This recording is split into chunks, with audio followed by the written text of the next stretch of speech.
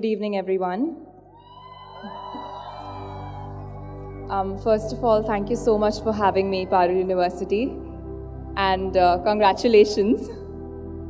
I think today just reminded me of a story that we used to be told when we were in school.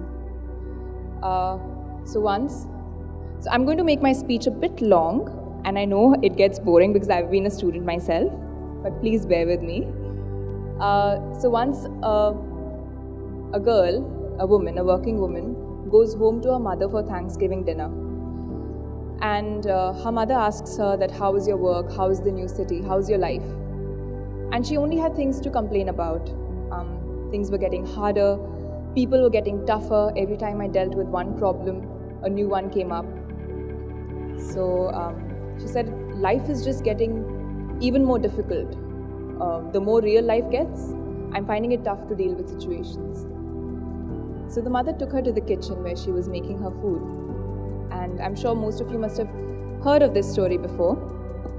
So she put 3 pots of water to boil. In one she placed a carrot, in the other she placed an egg, and in the third she placed ground coffee beans. She let the 3 pots boil for around 20 minutes. And after they were boiled, she asked her daughter to take off the lids and see what was inside. So her daughter looked at the first pot and she said, oh, there's a carrot. In the second one, there was an egg. And in the third, there was coffee. So mother asked her to feel what they had turned into. So the carrot, which was hard, had turned soft on being boiled.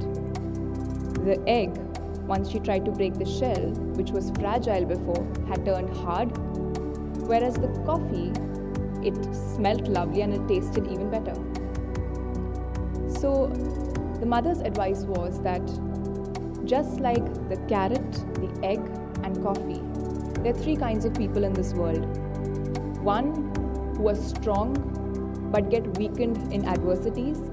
The second who are fragile but go hard inside in adversities. And the third who add their flavor to the environment around them and make it a better place to live in. So she asked her daughter, what would you like to be? Would you like to be a carrot, an egg, or would you like to be coffee? So with this story, I'd like to tell all of you that since now you all will be going into life and you'll be starting a new life, let's all aim at being the coffee instead of letting reality and letting adversities weaken us or make us go hard. Let us add our flavor, let us add our new ideas to the environment wherever we work.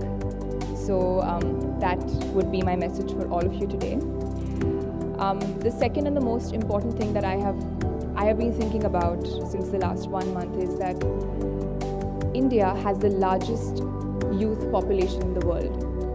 We're literally the youngest country in the world right now. 65% of Indians are in the youth. And everyone who's studied economics, and I studied economics till 10th grade, knows that human resource is the largest resource for any country, which means that right now we have maximum resource, we have maximum power.